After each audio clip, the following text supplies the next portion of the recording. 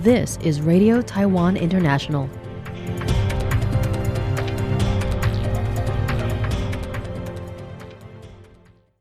Welcome to the news on Radio Taiwan International.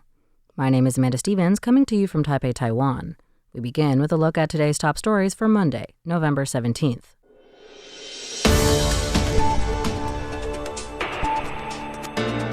President Lai urges China to reconsider escalating tensions against Japan. Foreign Minister says Taiwan to unite with partners to defend free and democratic international order. And the president calls on the legislative speaker to support members against Chinese oppression. But first, today's top story. China is carrying out live fire drills in the Yellow Sea and increased patrols in contested waters, the latest developments in escalating China-Japan tensions following remarks by the Japanese Prime Minister on Taiwan last week. President Lai Ching-te emphasized that such actions seriously undermine Indo-Pacific peace and stability, urging China to reconsider and exercise restraint. The inciting incident occurred Friday, November 7th, when Japanese Prime Minister Sanai Takaichi said a, quote, Taiwan contingency, where China invoked a naval blockade against Taiwan, could count as an existential threat to Japan, allowing them to mobilize their own military for self-defense. Her comments angered Beijing, which announced live fire drills in the Yellow Sea from Monday to Wednesday. Additionally, the Chinese Coast Guard announced Saturday that its vessel 1307 was conducting, quote, lawful patrols in China's Diaoyu Islands. The Diaoyutai Islands, as they're called in Taiwan, are a series of uninhabited islands which China, Taiwan, and Japan all contest ownership of.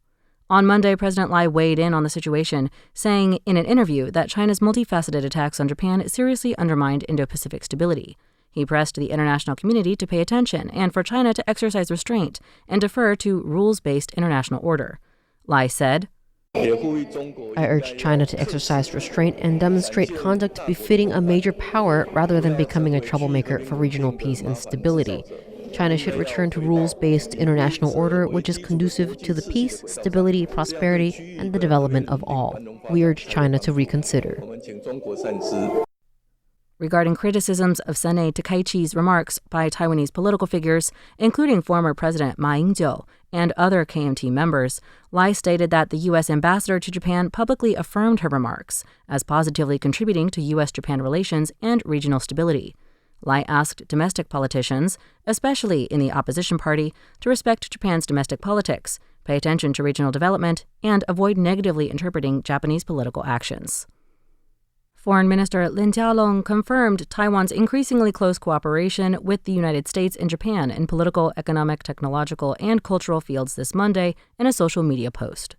Lin described the recent situation in East Asia as somewhat turbulent, adding details of his discussions with scholars and experts from the Japan-based Sasakawa Peace Foundation and U.S.-based Institute for Indo-Pacific Security. He underscored that Taiwan has always upheld its core values of democracy, freedom, and human rights, acting as a responsible and trustworthy international partner.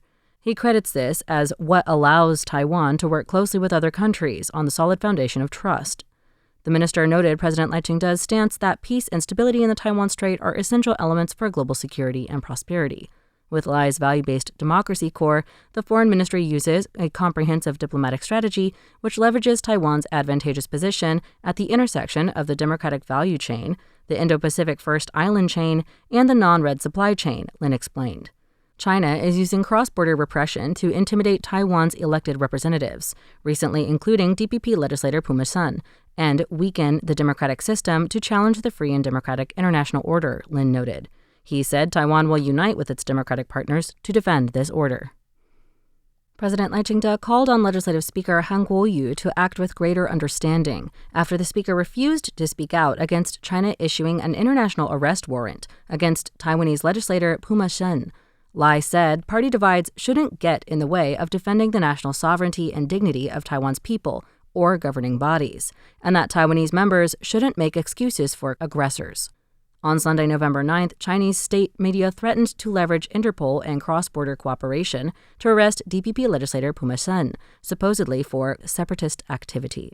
While Interpol has since stated that it will not allow China to put out a red notice on Shen due to the political motivations behind the request, Lai asked the legislative speaker to use his position to lead cross-party support for Shen. Han, however, replied with a sarcastic comment, accusing the president of, quote, making others take medicine while Lai is the sick one, end quote. Han continued that if the president actually wanted to help the legislature, he would restore the 4 pillars of Taiwanese security: protecting the ROC, protecting democracy and freedom, maintaining U.S.-Taiwan relations, and cross-strait peace. Speaking on the issue Monday, Lai said that he hopes Han can understand that any cross-border repression, no matter where or against whom, is an infringement on the sovereignty and rights of the whole of Taiwan. The issue is not about exploiting Shen's situation for political gain, but that the governing body in which Shen serves cannot remain silent on the issue, as repression against even one legislator is tantamount to repression of Taiwan's constitutional system. As for Han's comments on the 4 pillars of Taiwan's security, Lai said it was China, not the DPP, that has undermined those same pillars over the last 4 years. He said that through verbal and military intimidation, united front work, and domestic infiltration, China has continually sought to undermine cross-strait stability and sow discord between Taiwan and the United States. In the face of such attacks and suppression efforts from foreign actors, Taiwanese should be banding together, not finding excuses for the aggressors. The president urged Han to think twice, acknowledging that while inter-party competition is inevitable, all parties should work towards the betterment of Taiwan.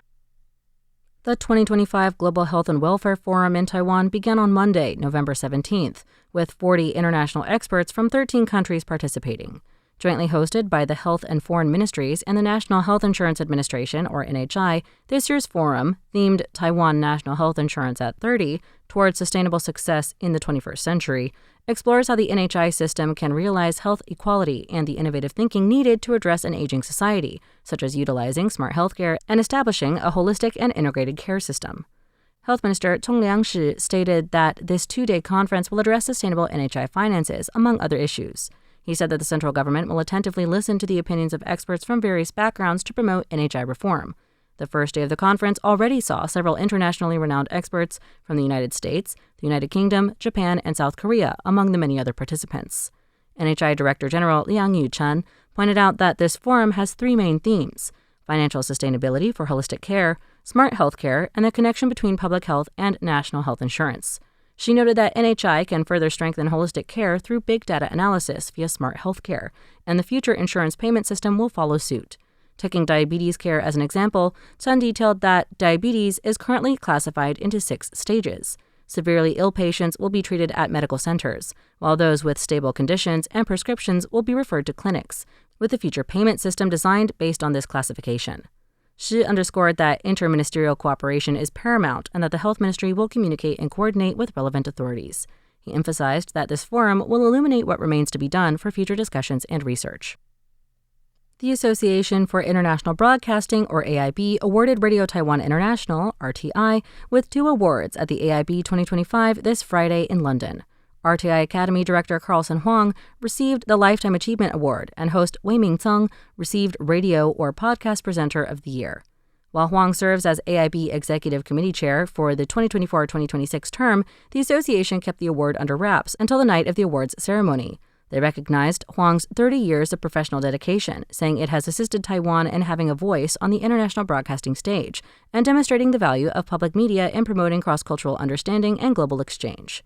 During his acceptance speech, Huang said that broadcasting has continued to transcend borders despite how the world has changed, connecting people and cultures and sustaining his long-term dedication to the field. RTI chairperson Cheryl Lai complimented Huang's achievements and spirit through multiple decades in broadcasting as a source of pride. Tseng, who hosts his show in Taiwanese, or Taigi, noted that this is his 2nd consecutive year being shortlisted in the Radio or Podcast Presenter of the Year category, saying he was surprised and moved by being selected. When accepting his award, Tseng commented, "My program is all related to reviving this language because this language was suppressed by the authoritarian regime before."